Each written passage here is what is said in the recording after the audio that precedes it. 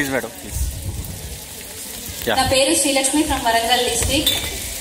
నేను ఈ రోజు ఈ సక్సెస్ మీట్ లో మాట్లాడాలని ఎన్నో ఇయర్స్ క్రితం అనుకున్నా. ఎప్పుడు సార్ అవకాశం ఇచ్చేవాళ్ళు, వచ్చేవారన్నా మాట్లాడండి. పూర్ణ సార్ గురించి మాట్లాడాలి అంటే సక్సెస్ అయినాకనే మాట్లాడాలి అని ఒకటే ఉండేది నాకు బాగా. అది ఈ రోజు వచ్చింది. నాకు అందుకు చాలా చాలా సంతోషంగా ఉంది. మీరు ఎలా సాధిస్తారు విజయం అంటే నాకు తెలిసి ఇక్కడ అందరికీ సార్ ఎప్పుడు చెప్తూనే ఉంటారు. బట్ ఎప్పుడు నిరంతరం చదవడమే. ఇప్పుడు ఎగ్జామ్ వస్తుందేమో అన్నప్పుడే కాకుండా ఐ థింక్ ఏపీలో చాలా వరకు చాలా టైం తీసుకుంది. మాతో పీ సిరీస్ కంటే ముందు ఏపీ వాళ్ళు కూడా చాలా మంది ఉండేవాళ్ళు. అప్పటి నుంచి ఇప్పటికి ఇంకా చదువుతూ ఉన్నారు. ఎప్పుడు టీఎస్సీ పడుతుందా మీకు, ఎప్పుడు మీరందరూ సక్సెస్ అవుతారా అని నేను వెయిట్ చేస్తూ ఉన్నాను. నేను తెలంగాణ మరి వరంగల్ డిస్ట్రిక్ట్. బట్ నేను మా అత్తగారి ఇల్లు విజయవాడ. నేను అటు తెలంగాణ అమ్మాయిని, ఇటు విజయవాడ కోడల్ని. ఫస్ట్ థింగ్ ఏంటంటే ఎప్పుడు నాకు మా అమ్మ నాన్న ఒక ఎమోషన్. వాళ్ళకు దగ్గరలో ఉండాలి.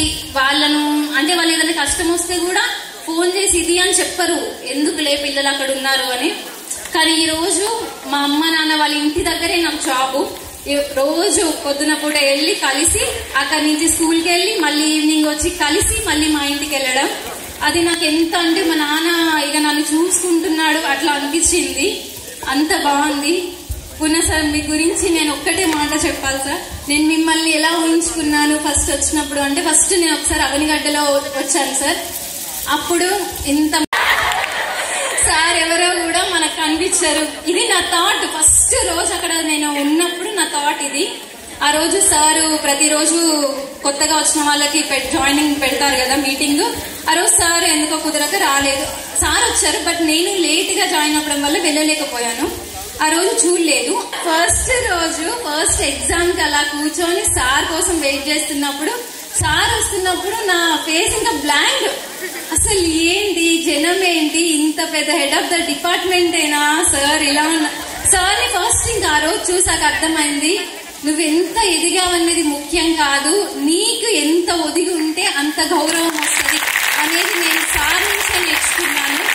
ఈ రోజు అందరూ జాబ్ వచ్చింది ఇంకేంటి అదేంటి ఏమనిపించట్లేదు. ఓకే వచ్చింది కష్టపడ్డాం, బట్ ఇది కాదు లైఫ్ అంటే. మన పేరెంట్స్ కి మనం ఇవ్వగలగాలి ఏదన్నా.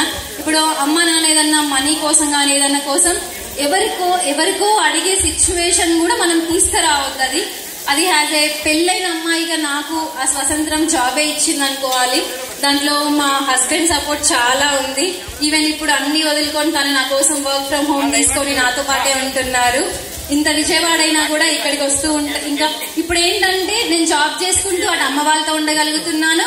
ఏ సెలవులు కుదిరినా ఏదైనా ఇటు వచ్చి అత్తయ్య వాళ్ళు మామయ్య వాళ్ళతో స్పెండ్ చేయగలుగుతున్నాను. ఇది నాకు రెండింటిని బ్యాలెన్స్ చేసుకోవడం అవకాశం ఇచ్చింది నాకు. పూర్ణ సార్ చాలా చాలా చాలా రుణపడి ఉంటాను సార్.